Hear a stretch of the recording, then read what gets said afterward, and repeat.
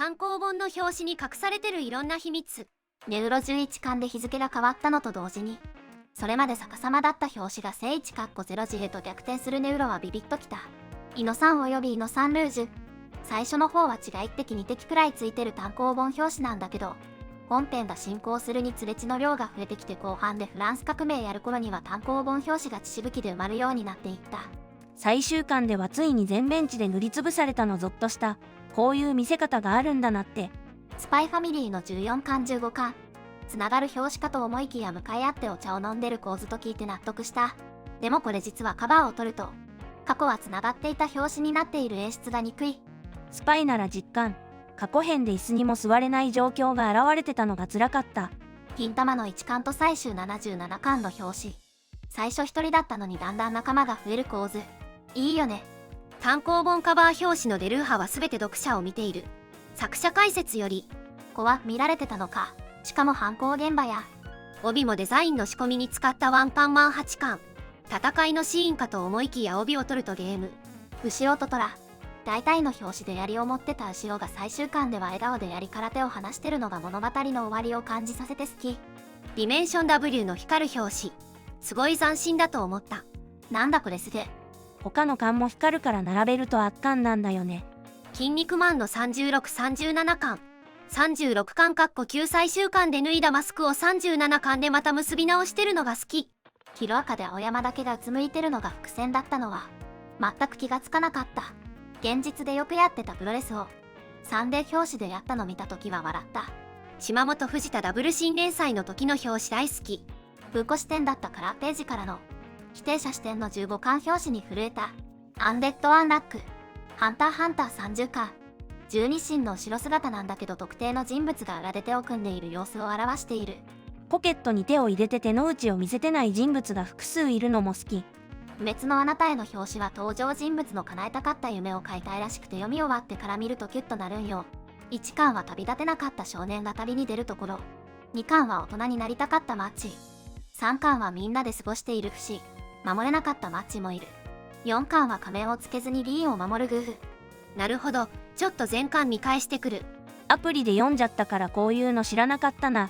なんかもったいないことした気持ち。1巻から統一してた表紙のパターンは物語の展開とかに合わせて変化していくのも好き。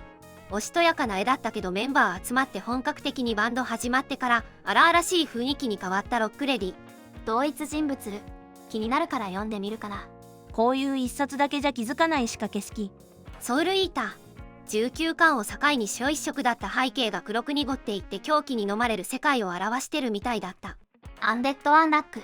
ラグナロク突入したら白から黒へと変わるの好き。ラグナロクが終わった2週目と最終巻で再び白くなるのいいよね。1、2巻同時発売だったトリコ。この2冊がつながることは有名だけども、パロ表紙でおなじみのロボコの20巻にもちゃんと小松の腕があってトリコ2巻とつながるの好き。ロボコのパロ表紙どんどんクオリティ上がっててすごいし集めたくなる。実巻からはロゴも元ネタに寄せててデザイナーさんすごいなって思ってた。これ毎回新刊楽しみにしてる。でも作者さんの腕が上がりすぎてて毎回新刊コーナーで探せない。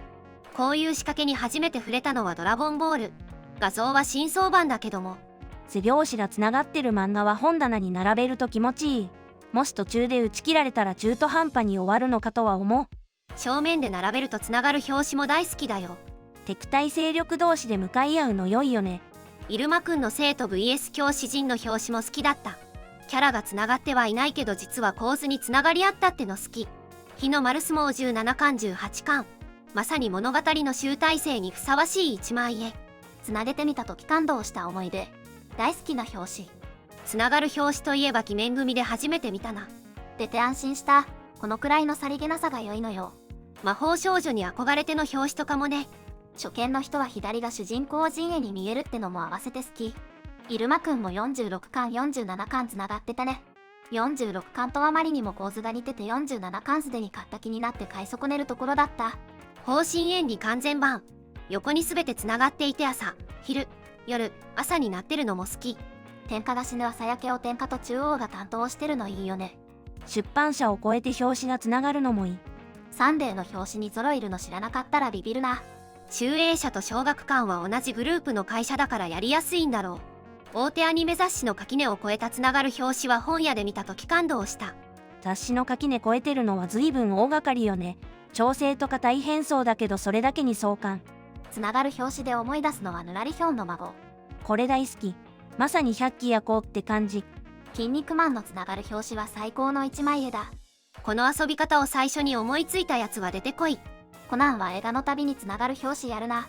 ネタにされがちなこの表紙だけどさ、映画の情報解禁の時のサンデー表紙で警察学校5人組が決めた格好をしてたのが、このつながる表紙の高木佐藤の結婚式に出るためだったのかと思ってちょっとじんとした。ちなみに最新の映画版のつながる表紙もある。メイドインアビスのカバー下と生き検地帯。本編では若干漏れ出ていたくらいの変態因子がカバー裏で特能なの笑っちゃうよ。表紙カバー下もいいよね。鬼滅は1巻買った時に何気なくカバーめくったら幸せそうな兄弟が出てきてブエーって大ダメージ受けた記憶がある。ハガレンも表紙カバー下有名だね。ギャグテイスト強いおまけ漫画大好きだった。ディーグレがかなり良かったな。最初にカバー下の存在を教えてくれたのはディーグレだった。自分が今まで読んだ中で一番充実してるのが大きく振りかぶってのカバー裏。これはいい意味でイカれてるってなった32巻のやつ。西浦 vs 埼玉のスコア全部載ってるのやばい。パコの手の話題は開こうよ。毎巻これやるのしんどいんだろうなと思いつつやっぱあると嬉しい。やっぱカバー下は内藤と平子だわ。小説なんだけどコズミックとジョーカーの表紙の仕掛けが一等好き。この4冊どう並べてもつながるんだ。コズミックとジョーカーってどんな順番で読んでも良い作りになってて表紙がその内容に沿ってるのが芸が細かい。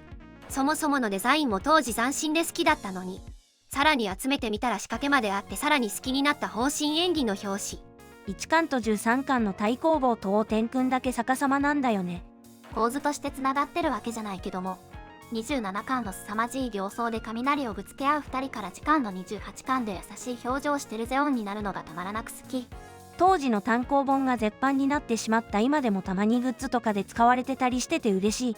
意味不明だけど意味がわかる表紙。この手の話題だとある意味レジェンドよね。何この、何いい巻ほんとくさ。何も間違ってないのが何よりもひどい。ハンターは旅団表紙も伏線あったよね。12巻と36巻が同じ構図で描かれてるけどメンバーで花になってる人は死ぬ。さらに背表紙では花を持ったイルミと団長。作者コメントが唇のイラストだからとかいろいろ考察されてる。いろんな種類の表紙にまつわるネタを集めました。